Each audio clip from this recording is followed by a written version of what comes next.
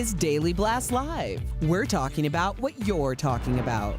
Real, honest, entertaining, live. DBL starts right now. 3, 2. Welcome to DBL. It's Friday, y'all. February 26th. I'm Jeff. Chris just did a little dancing with Stephanie and Brandon. How you guys doing? You guys feeling it? Chris is feling it. I know. Our senior producer was just giving her a little jig behind the camera. I never saw him get like that excited before. I know.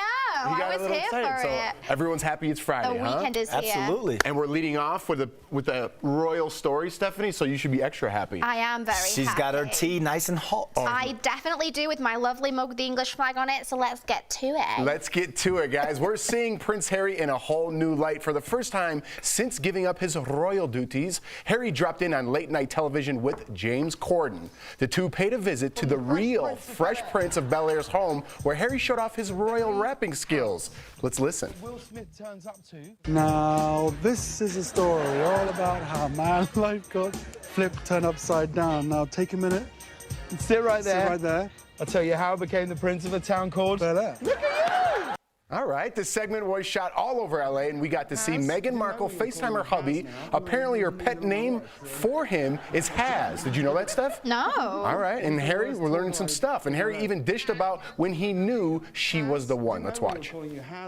The second date, I was starting to think, wow, this is pretty special.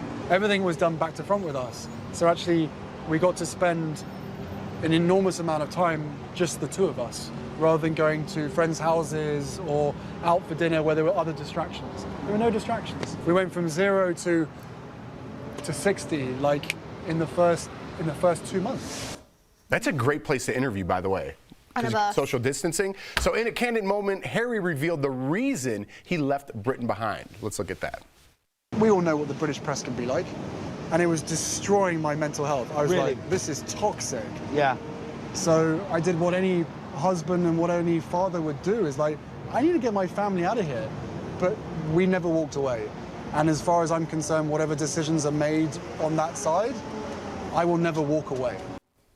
So the interview was filmed before the Queen confirmed he and Meghan would lose all their royal duties, and before his big interview with Oprah, which airs on March 7th. Steph, take it away. Okay, first of all, I absolutely adore Harry and I adore James Corden. Two wonderful people, and I'm sure this is going to be an amazing piece that I'm going to enjoy greatly. There's a butt coming in. There is a huge but. I think this is a massive slap in the face from Harry to Oprah. Ooh. Now, Explain. okay, please. so Harry's obviously been a member of the royal family, and the Queen granted him 1 year, 12 months to go to LA and make the decision as to whether or not he was going to hang up his royal ties and leave his Royal Highness title behind. Obviously, he came to the conclusion that yes, he would. Now, when you are a royal member of the family, you can't be candid and open and share all your deepest, darkest secrets or life experiences, because that's just not how they operate and work. So for Oprah to get that big scoop, for Oprah to be the person who, which I think rightly is the person, she is the right person for that job, to delve into that world and really express his true feelings is wonderful. And I think I can't believe, knowing the background he's come from, the lack of decorum and respect for the television industry for Oprah is shocking. It's fine if he had recorded this and it released after the 7th, after Oprah's interview, no problem. But if I was Oprah and a team, I would be possibly wanting to sue Harry right now. You make a good point, but Brandon, would you even think anything of this? Unless she said something? No, not at all. But when she said something, it made me think, because I was going to go in I was going to go down the line of a lot of Americans, we just straight up don't care. We don't care. But I'm going to go down the line. People do care. But wouldn't he get more blowback if he didn't do that first interview with one of his own countrymen? James Corden is from where you guys are from, no? I understand that too, and James Corden probably is a wonderful person because he brings out the best in everyone, doesn't he? And he always makes a joke and a laugh, and There's you a really butt coming relate up. to him. There's a butt coming up. But again, this is all about him leaving the monarchy, and James Corden isn't a hardcore journalist like Oprah. You tune into Oprah to hear those hard, nitty-gritty stories that pull you in, and she's the power to do that. James Corden is like laughing, one of the lads, like, let's go on a date. Oh yeah, he was hard on your mental health, and I appreciate that completely. But this was the wrong way to go about it, and it's rude to the English English people, and it's rude to Oprah. So Oprah should be mad at James Corden if anybody's mad. No, and to James, no. Why? I think he jumped the gun. no. Every single television station is going to want their 2 cents, and they're going to want the inside scoop, and they're going to want that. They're going to want that story. And he signed a deal with Oprah.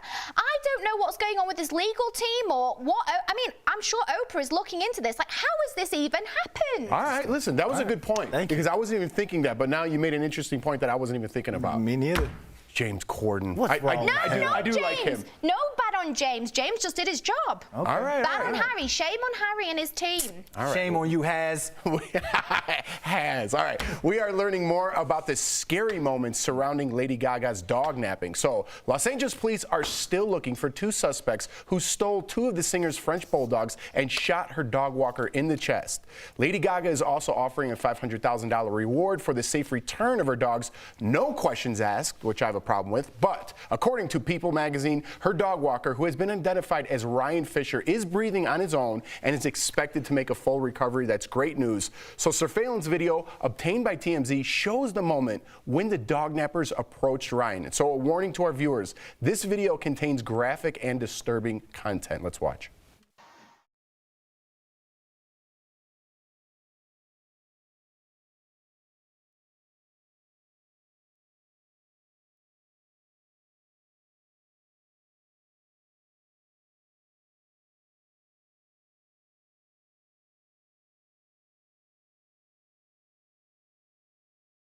TMZ is also reporting that the LAPD is looking into the possibility that the suspects knew the dogs belonged to Lady Gaga. That was a targeted operation. I thought differently. I thought it was random. Some of you guys thought it was a targeted operation. I really do think it was a targeted operation, because if you think about Kim Kardashian and how they had that, they surveillanced her for months before the diamond heist. Mm-hmm.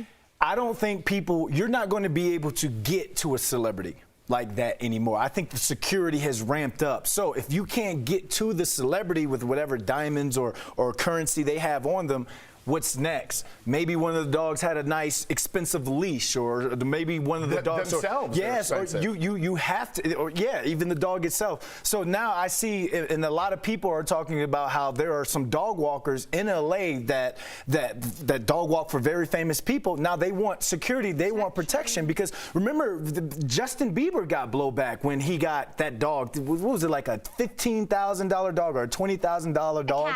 Or the cat. The cat was $20,000 or something along that line. It was a Bengal. It's beautiful. So if I can't get $20,000 from your safe or from you, why not go kidnap your $20,000 cat?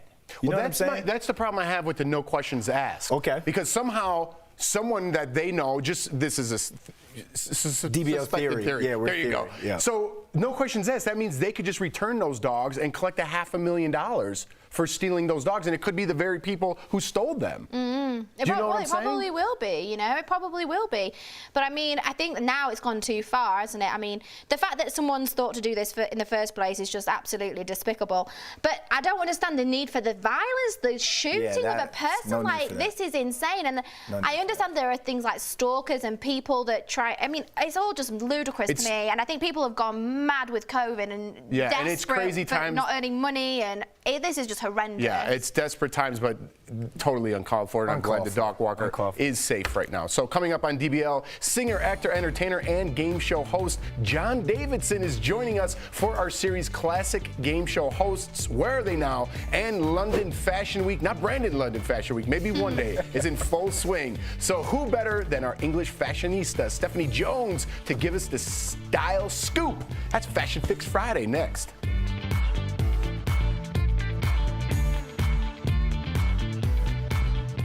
Closed captioning provided by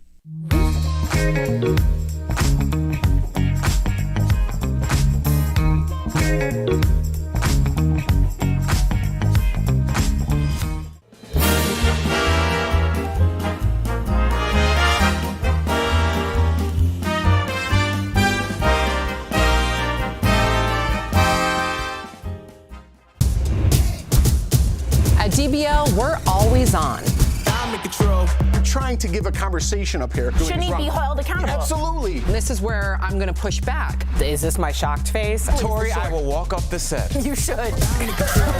This February, DBL is all new I agree with Al on this one. every day. Yeah, wow, I said it, Tori. Yo. I'm in control.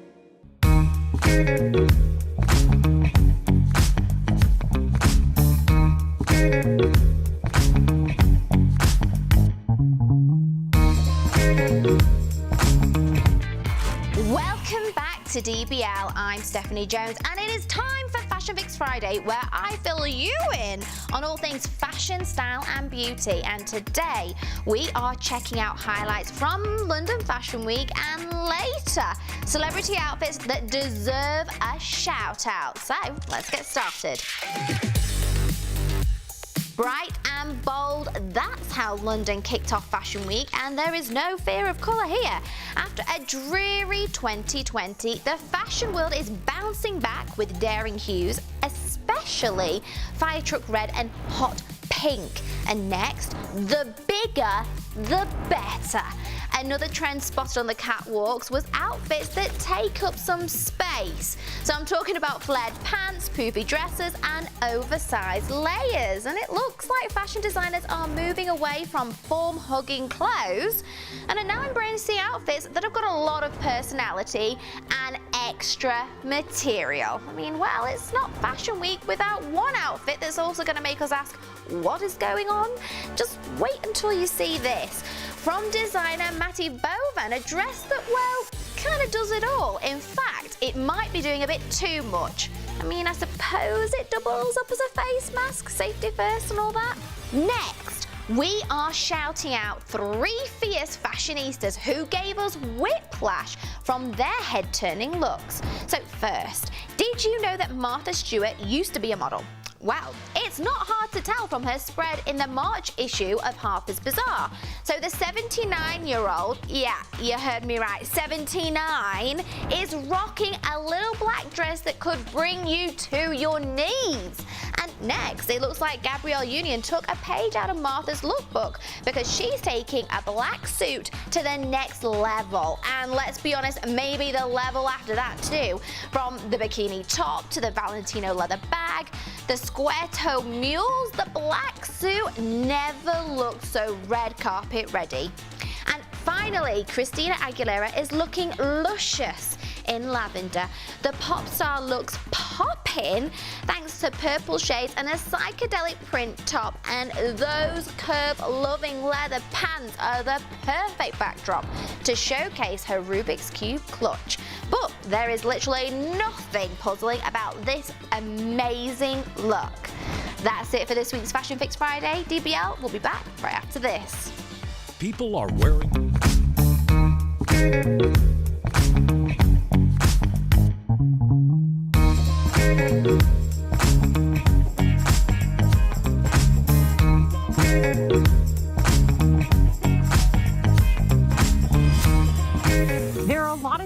thrown around when it comes to Johnson & Johnson's coronavirus vaccine. But what do they mean? Let's connect the dots.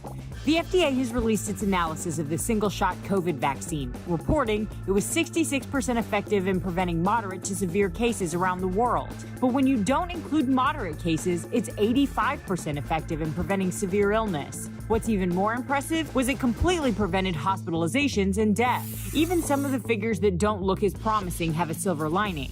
Johnson & Johnson's shot was only 64% effective in South African trials, where a contagious variant is now responsible for most cases. But that's significantly better than other vaccines tried in the country and led the government to stop administering the AstraZeneca vaccine and start giving Johnson & Johnson's instead. The other reason health experts think the Johnson & Johnson vaccine could be an effective weapon in the war on COVID is it's a single shot. Plus, it can be stored at normal refrigeration temperatures for at least 3 months, making it easier to distribute and fully vaccinate people.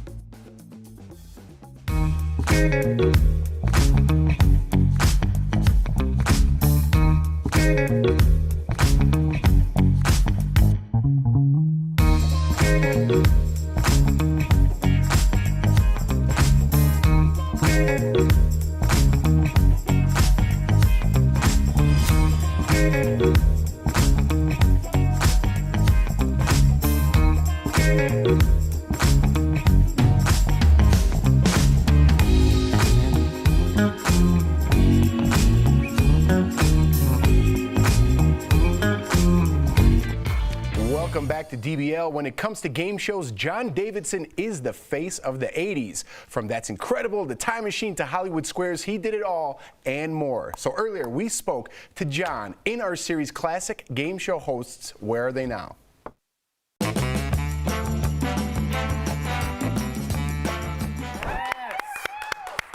Yes, John. Hi, welcome to DBL. Before we dive. Hi, gang. Congratulations on the show. It's going well. Thank you. Yeah, we feel pretty lucky. We love what we do. Just like, you've always loved entertainment, from singing to hosting game shows. Before we dive into the legend, that is Hollywood Squares, I wanted to chat with you about That's Incredible, a show that had some amazing and dangerous acts. During one of the episodes, your co-host, Fran Tarkington, talked with a very young guest who is making headlines today. Let's take a look at that clip. This is Eldrick Tiger Woods, and Eldrick is an accomplished golfer. He wins tournaments on a regular basis and has shot close to par on 18-hole courses. Incredibly, Tiger here is only 5 years old. What do you remember about Tiger being on the show, and what was he like at that young of an age? Well, I must tell you, unfortunately, I just watched the clip after Fran had already done it. Kathy Lee Crosby and Fran and I did That's Incredible, but the secret to the show was this incredible production staff that put all these stories together. So often I would go out and interview people that Kathy Lee wasn't there, or Fran. So we all had different, because Tiger was a young sports figure, so Fran did that one.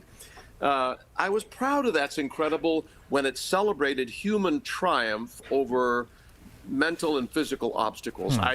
There were moments on That's Incredible when we had arguments, Kathy Lee and Fran and I, about the truth of what we were doing. We did some things that were clearly magicians and claiming that they had ESP or something, and they were just doing a magic trick. So it was controversial in that way, but I was very proud of the show. It was a top 5 show for 3 years. It was great. John, thanks for being here, first of all, and I got to get back to Hollywood Squares because I know you guys had a blast on that show, sometimes at your expense, but we dug up a little clip I want to show you and then get your side of the story. He cheated and looked at your card. I saw him looking at your card. Oh. He looked back at your card. Saw him look at your card. I knew the answer. No, wait just a minute. Oh. I saw him leaning back like this and looking at the card. Check, please. I knew, oh. looking at the card. I knew the answer. Right here. I knew the answer.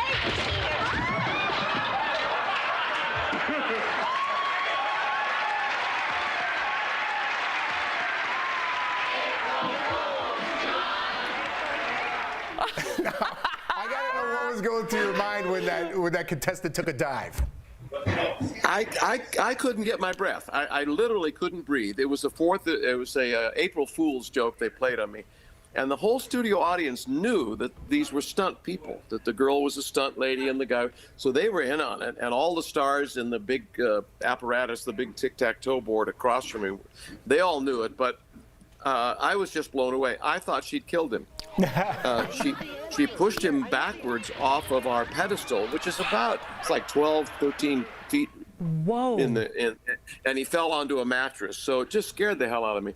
I love doing squares because I got to meet a lot of famous people without going to Hollywood parties. And maybe I didn't go to enough Hollywood parties. I don't know. But it's a proven format.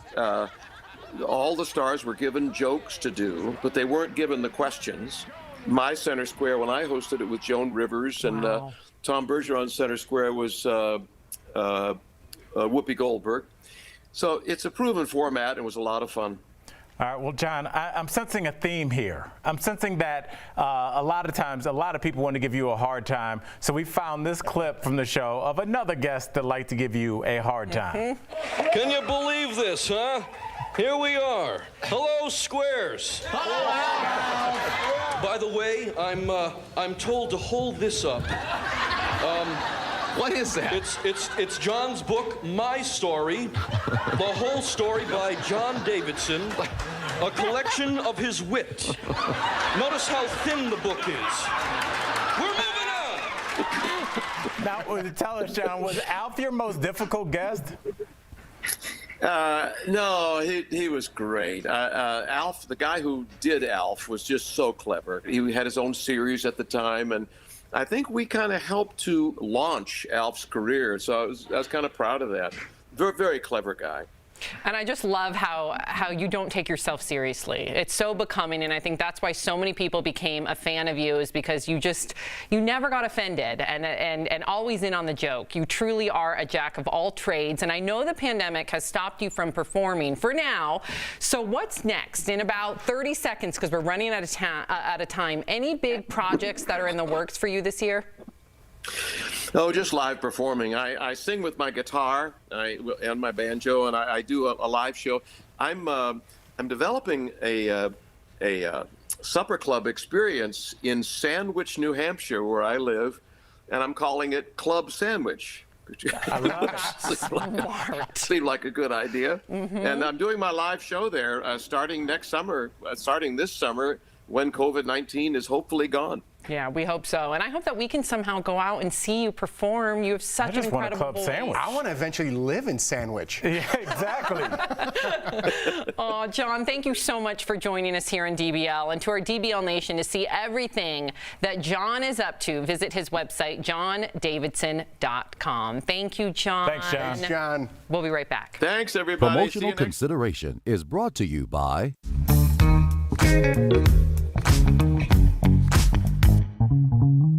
Start with the claim. Quote, the COVID-19 vaccine really isn't a vaccine in the medical definition of a vaccine, end quote.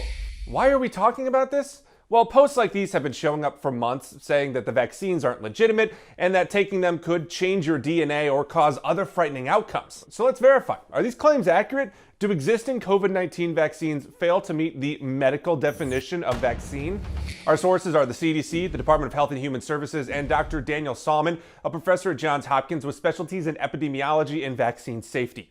So right off the bat, these posts are misleading. They talk about the medical definition of a vaccine, but there isn't just one single definition. The DHHS actually lists multiple types of vaccines. They work differently, but their purpose is the same. They prevent disease. What a preventative vaccine is something you give to your body that stimulates an immune response so that if and when you're exposed to the natural infection, your body will already be prepared to respond. Certainly, the COVID vaccines fall into that category of being a preventative vaccines. So the vaccines are legitimate. And as for the second part of the claim, well, the CDC and Dr. Salmon say existing vaccines don't change or interact with your DNA in any way. People think, oh my God, it's gonna change my DNA or it's somehow altering my DNA. And that's not the case at all.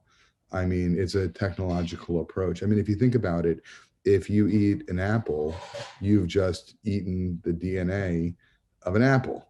That doesn't mean that it's going to change your DNA. It's certainly not going to turn you into an apple, right? So bottom line, these claims are false. With the Verify, I'm Jason Puckett. This February, DBL is all new every day. No, I think that's ridiculous. Really? Okay. Like, it is such a joke. I was shocked. I meant for you to chime in on. I don't know what you're saying. DBL is just getting started. Here come the Pistons. I love this story. Stick with us in 2021. We're going to have a great year.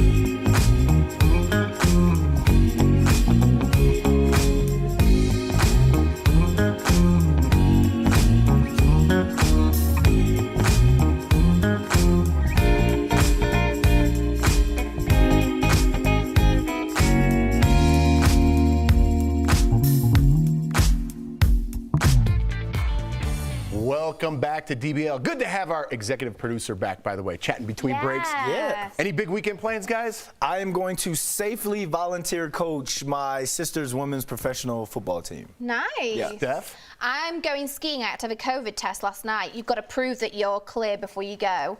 You go skiing a lot now. She goes down black diamonds. Did you know that? You're that good? I've skied since I was 11, so. Wow. I love it. What about you? Barbecue? I'm doing something very special this weekend. I'm barbecuing just like every other weekend. Hey. Every other week. Fun with the fam. You guys have fun too. Have a great weekend. We'll see you guys on Monday, same time, same place.